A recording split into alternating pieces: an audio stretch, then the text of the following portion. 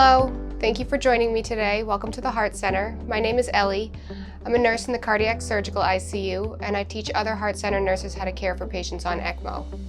In this video, we will talk about what is ECMO, how does ECMO work, why would ECMO be used, what are the types of ECMO, what are other supportive machines, what are the possible complications of ECMO, who was on the ICU team, how do we care for patients on ECMO, ECMO and ECMO Care Team Summary.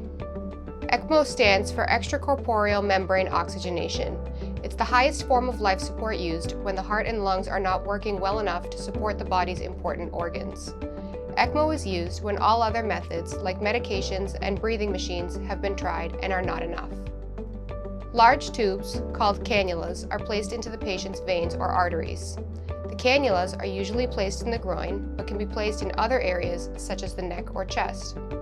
Where the cannulas are placed is based on the situation and the type of support needed. The cannulas carry blood from the body to the ECMO machine and then back to the body. The ECMO machine works by removing blood from the body, adding oxygen to it, and removing carbon dioxide from it.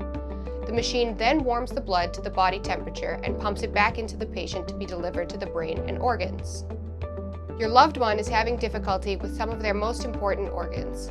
Either their lungs are too sick to deliver oxygen to the blood, or the heart is too sick to pump enough well-oxygenated blood to the organs that need it. Sometimes, both the heart and the lungs are too sick and need support. Medications, a breathing machine, or even surgery have been tried and may not be providing enough support. When these methods are not enough, then ECMO might be the next option. There are two main types of ECMO, veno-venous and veno-arterial. In veno-venous, or VV ECMO, the cannulas are placed in large veins. This allows the machine to support the lungs. In veno-arterial, or VA ECMO, the cannulas are placed in a large vein and large artery. This allows the machine to support the heart, or both the heart and the lungs. The type of ECMO chosen depends on whether support is needed for the lungs, the heart, or for both. You may see different supportive machines being used for your loved one as well. This is the ECMO machine. This is blood being carried through the cannula and circuit to the ECMO. This is the pump that moves the blood. This part of the machine is called the oxygenator. It adds oxygen to the blood and removes carbon dioxide. This is the heater that warms and keeps the blood at the correct temperature. This screen is used to measure pressures in the machine and oxygen levels in the blood. It allows us to monitor how the machine is running. These are IV pumps. We use them to deliver medications to the body. Your loved one may be on one or more medications. This is the monitor. It shows vital signs such as oxygen levels in the blood, heart rate, and blood pressure continuously. An alarm beeps to let us know if the numbers get too high or too low. It's connected to our unit's central monitoring system so that we can monitor the numbers even when we're not in the patient's room. This is a ventilator. It's a machine that helps keep the lungs working. It moves air in and out of the lungs. It's connected to a breathing tube that's placed through the mouth. This is a continuous dialysis machine that you may hear us call CVVH. It works like the kidneys. It removes waste from the blood and helps to remove extra fluid.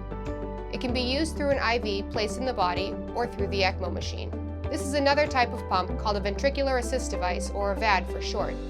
This can be used together with ECMO or without it to support the heart's function. It's inserted in an artery in the groin or chest. It sits in the heart and pushes blood out to the body. This is what a room in the Heart Center may look like. There can be many complications of ECMO. The main ones are clotting and bleeding. Your loved one will probably be on blood thinning medication to prevent blood clots from forming. The blood thinners and your loved one's condition can cause bleeding. We continuously monitor labs and make changes based on the lab results and your loved one's condition. We worry about blood clots because they can travel to parts of the body and prevent needed blood flow to organs or limbs. When that happens in the brain, it's called a stroke.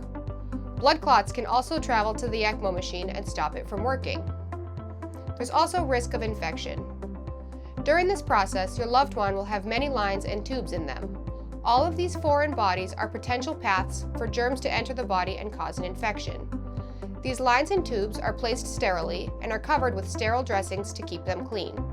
We monitor for signs of infection very carefully. Your loved one will likely be on antibiotics as well to prevent infection. Patients on ECMO are very sick.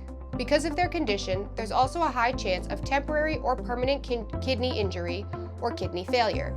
We may need to use medications or a dialysis machine to support the kidneys. There's a large team caring for your loved one while they're here in the Heart Center ICU. There's a dedicated nurse and an ECMO specialist at the bedside. There's an ICU doctor who's on every shift. In the Heart Center, there's always a responding clinician on the unit. The responding clinician has the overall responsibility for your loved one's care. They may be a nurse practitioner, a physician's assistant, or a resident doctor. There are always ECMO doctors as well as cardiothoracic surgeons available as well. Additionally, there are many other members of the care team, which may include nutrition service staff, pharmacists, pulmonologists, infectious disease specialists, palliative care staff, speech-language pathologists, case management staff, optimum care staff, social workers, occupational therapists, respiratory therapists, spiritual care staff, and physical therapists. Taking care of you and your loved one's comfort and safety is our #1 priority. We make sure to monitor and treat pain, keep patients clean and dry, check their skin, and reposition them often to prevent sores. We monitor vital signs and labs, give and adjust medications, assess all the tubes and lines frequently. We consult with other team members and update the family as well.